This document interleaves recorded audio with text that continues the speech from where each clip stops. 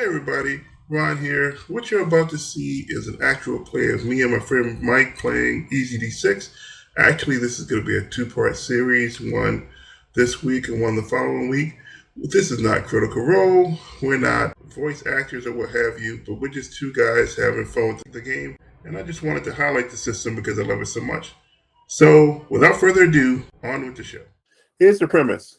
You were hired by Hal Morgan, a famous explorer in his own right, to help him find out what happened to an expedition that went missing. The expedition was led by his brother, Brad Morgan, who also happens to be his professional rival. Everyone fears the worst. Hal is determined to find his brother, even though they did have a friendly rivalry. And this leads you to the jungle. Are we in South America, Africa, India? What are we talking? We're in South America. We're in South America. And so, yeah, he has some sense of where his brother went. Right. Or at least started off, and we're going to probably start off there too. Yep. And there you are, blazing the trail. It's you. Describe your character for me, please. We'll call him Jonathan Woodburner. And he's got a machete. He's got a boonie. Like, what are those hats they wear, like the African safari hat, you know? Not just the fedora. He's covering his ears and his neck. That's what I'm saying, you know? It's Right. hot. And it could rain a lot too. He's got a pistol. He's got boots because it's going to be work, and khakis, and he's ready to go, and he's going in there. Right. With his satchel, because he's got his satchel full of notes and things that he's keeping track of. And he's about to take his machete and start trying to follow that scent. You have Hal Morgan following behind. He looks kind of a Panama Jack looking guy. Brad Nixon, the dude looks tough as nails. Nice. Big guy. Then you have another guy, it's a black man. His name is Walter Cox. And then there's, a few other folks, 4 or 5 other folks whose names are of no significance on the expedition. But Knox is Cox is my big guy, right? Nixon.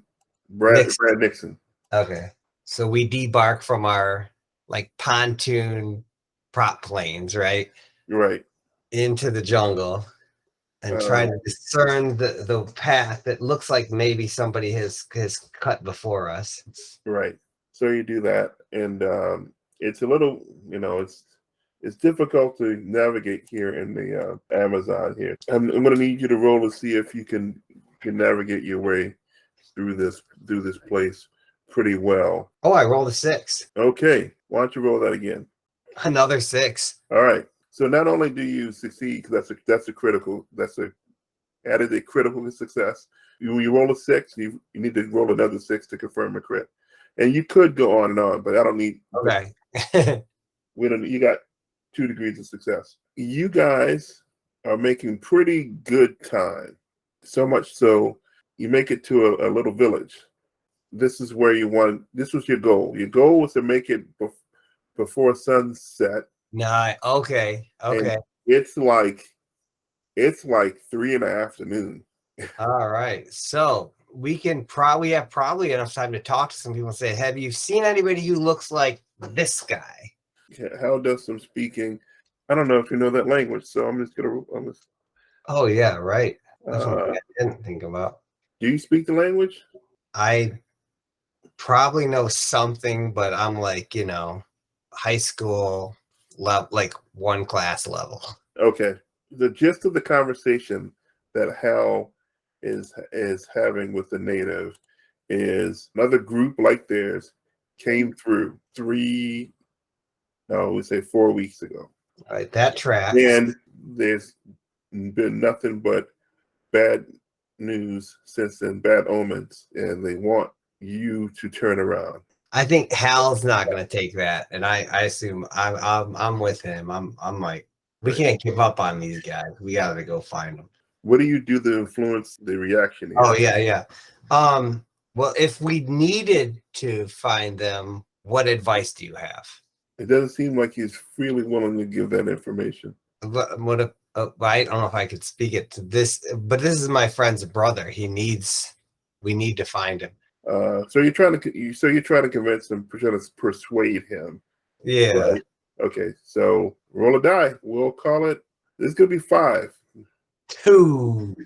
You got a 2. Yeah. All right. At this point, I am obligated to tell you that you have the opportunity to spend karma. Yeah. You'd have to spend 3 karma to succeed. Otherwise, you'll fail, and I'll give you 1 karma. And this gets complicated. Well, let's start. Especially because I got 3 extra for this character. Let's go ahead and do that. All right. Okay. I'm gonna mark 3 off. All right. So you buy it up, and so you get up to a 5. Appeal to a sense of family. Appeal to a sense of family. Appealing to a sense of family. He's like, you can stay here the night, or if you want to continue on right now, you can. And that's what you got. Well, let's see. It's still early. What do you think? Let's see. How early is it? Did you say like early?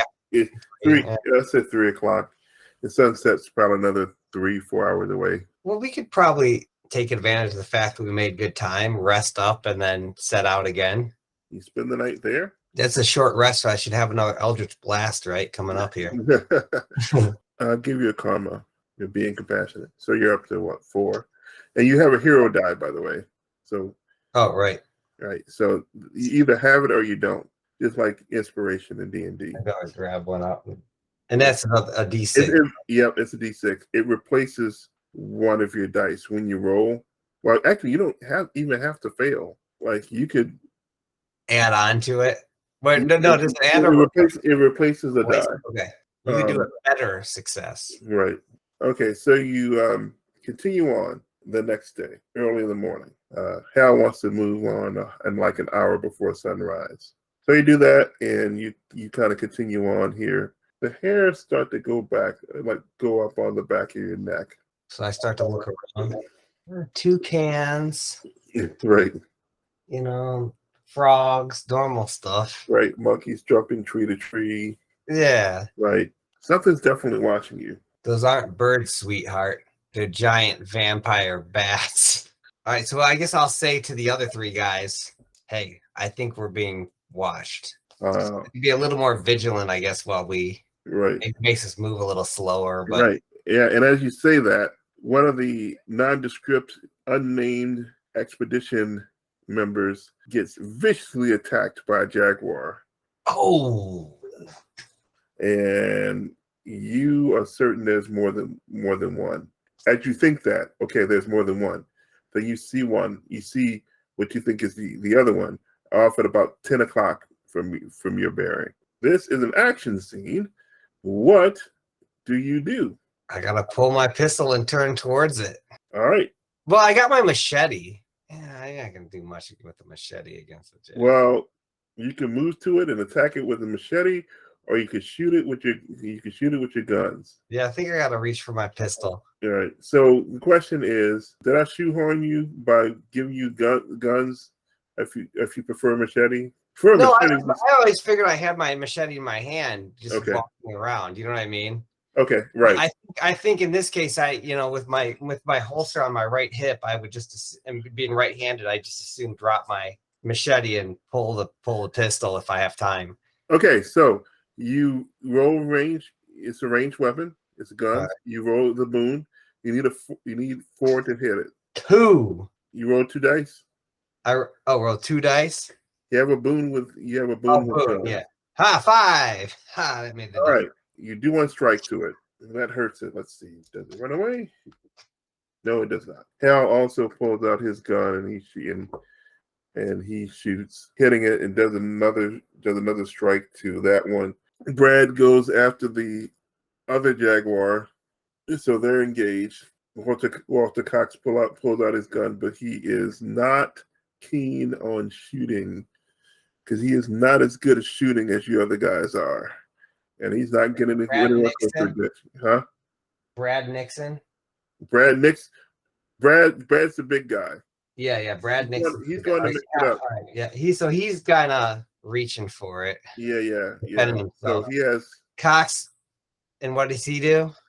Cox, he has his gun out, pointing at the other Jaguar. I'm going to call it Jaguar number 2, the one in the back. But he's not going to shoot. He just has it out, just waiting to get a clear shot. Jaguar number 1 makes its way very quickly over to you, engages with you, and will attack. By the way, it needs a 3 to hit you. It's like all other humans. It needs a 3 to hit. So I'm going to roll, and I get a 2.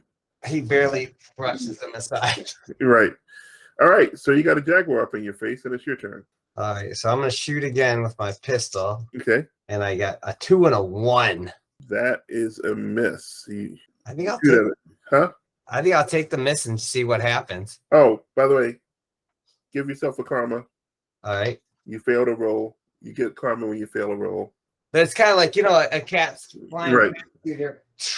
And you shoot over him, Yeah, exactly. Yeah. They're very agile in the air, right? Yeah, especially when they're close. Close. Yeah. All right. So that Jaguar number 2 gets up, and then Brad's fighting with. Brad has some armor on. The Jaguar gets at him and everything like that. So Brad's injured. Ooh. He has a cut on an arm. He looks at the Jaguar as he's shooting, and he gets a strike. He's like, "Those things have the devil in them," because you can kind of see like this is not okay. So this is normal behavior. The fact that it survived a shot is not normal. Yeah, going to attack you and hit you. Ooh. So you roll the save. All right, how do I roll? Just roll. You need a 6. Unless you were wearing your armor. I don't have armor, so okay. I rolled a 2, so no save. So that's 1 strike, right? That's 1 strike. Yep. Okay, it's your turn. All right, so I'm gonna take a shot. Okay. Same one that attacking me. Yep. 2 and 1. I'm gonna retire these dice. So, you guys are out. I'm going to the bullpen. Okay, so you rolled a 1. Don't forget, you're basically rolling with advantage. But I rolled a 1 and a 2. Oh wow. Yeah. Okay, so 2 times in a row. Take another karma. So I said I'm retiring those dice, and I know I'm not going to be superstitious, but I'm going to switch dice. All right, so Hal shoots. He does another strike of damage. Brad slashes Jaguar number 2, takes a strike of damage. Walter is going to take a shot. He's got to take a shot. He has a clear enough shot. That's a good time to roll a 6. Jaguar number 2 is hurting for certain. And it's their turn. Jaguar number 1's up on you. It's going to continue to attack you and roll another 5. So roll to avoid that strike. You need a 6. 4. Can I use 2 of my karma points? Yes, you can. Right, I'm gonna use 2 of my karma points. All right. So that takes me from 4 to 6. Yeah, somehow you got it. Somehow, like you managed to avoid that strike. Like that should have hit you and hurt you bad. It just sliced through my clothes. You're right. Right through my body. Jaguar number 2. Wait, sorry. Nope. Never mind. Brad's tough as nails. Yeah, you said he was. You said it was. Yeah. All right. We're back to the good you guys. So you go ahead and Jaguar number 1. All right. All right. So I rolled a 4 and a 2. Okay. So a 4 hits it. That's 1 strike. It's getting there. I haven't kept track of my ammo. Don't worry. Does his thing. All right. Jaguar number 2 is down. Walter Cox will turn around. Does he have a shot? Yes, he does. He has a clear shot, so he's going to take it and miss. Okay, now Jaguar number 1 is going to attack. This is highly unusual at you, and your Jaguar he misses. Like you dodge out of the way. It's your turn. You think you can do 2 strikes to it? 2 strikes at the same in 1 turn? Yeah. Not really. Are you saying I should go for the other one? 4 and 1. So I guess the advantage works. You hit him. So you do 1 strike. All right. So Hal finishes it off. All right. So I think we want to go over and examine these creatures because they do seem unusual. There's something wild and crazy about it. Upon further examination, why don't you go ahead and give me a roll? I'll make this easy. Which is a 2. You just need a 2. Got a 3. Okay. Something about his eyes are unsettling. Dead now, but like definitely say devilish. Unlike just a cat eye. Yeah. These creatures seem possessed. I agree. What do you know about these? I don't know. Maybe there's more to my brother's disappearance than what I first thought. Let's hope he survived them. Walter Cox speaks up and he says, maybe this is what the villagers were talking about. Yeah, I think you're right. The animal's possessed. Maybe this jungle's possessed. And we've still got some jungle to explore. You're right. All right. Speaking of which, you took how much? You took one strike, right? Yeah. All right. Did we recover if we do a like camp out or anything like that? Someone will have the opportunity to roll to. This could be a hard roll, and they managed to do that. Bind your wounds. Oh, nice. So you get it back, and so does. Not that you may care, but so does Brad. How long have we been in the jungle? How far did we make it? I should say how many? About 3 hours. Or did we? So it's about 7:30. All right, so we should probably set up camp. Yeah, I mean it's 7:30 a.m. Is what I meant. Oh no. Okay, I misunderstood. Okay, we didn't get too far before it. Well, we started early, but maybe we went like 4 hours in, and yeah, yeah, something like that. So you continue deeper and deeper into the jungle. You hear the wild sounds of jungle, the various like monkeys and birds and bugs. You're right. You keep doing your thing with machete. Eyes. It's at this point you come to two possible paths, kind of like a fork. Oh man! Maybe in a roll. So how about you roll? Give me a roll with 2 dice, a boon, because you're a trail finder. So this will you need to get a 5 and a 4. Okay, you surmise that you need to go to the right. It seems you went this way. Yeah, this looks like the recent activity. Right, exactly. So you continue down this path, and then you get to an area where kind of a clearing, and then as you're exiting the clearing, something happens. It looks like some sort of a trap. So you need to roll to avoid. Do you have a boon to avoid? 5. Okay, you got a 5. All right. So you managed to avoid this trap, but Hal and Brad, and a couple of the red shirts. I'm just red shirts. Yeah. Get caught up in this net. How high are they? In other words, can we get our machetes out and try to rescue them? I would say they're about 15 feet up. I say to Walter, we need to get these guys down. He says, well, why don't we just cut one corner and it'll drag down. They can hold on and then cut another corner. And we can kind of see the corners. Okay. Yeah, sounds like a plan. All right, you're gonna need to get up a tree and do all this kind of stuff. So, So I'm gonna make you roll for that. I'm gonna combine this into a single roll. You'll need a 4 to get up there and climb up and cut a corner. 6. All right. So you indeed do that. You climb up a tree and you cut one corner, and so they kind of hold that. And they hold. They're holding on that. Sail down rather than fall flop down. Right. So after you get out of that predicament, but we're still looking around because somebody set the trap. Yeah. In fact, whoever set the trap could be who has Hal's brother. Yes, that's what I'm thinking. As far as we know. Right. It could be, which is disturbing. So what are you doing? So yeah, I guess we could at this point maybe could we track the scent of the people that set the trap instead of just going, toward what Brad was going after? Well, you're the trailblazer, so yeah, let's do that. All right. Let's say, it wouldn't be unreasonable to think that Brad got caught by these guys. Let's see if we can find who they are. All right. This sounds like you need to get a 5 for that, but you're rolling with a boon. So 2 4s. I'll burn 1. I'll burn a karma. Okay. Yeah. So I got 3 out of 6 burnt. So you pick up the track and follow the tracks and so on and so forth through the jungle, and it leads away, but it takes you close to a ziggurat. Oh, nice. So it might have been it.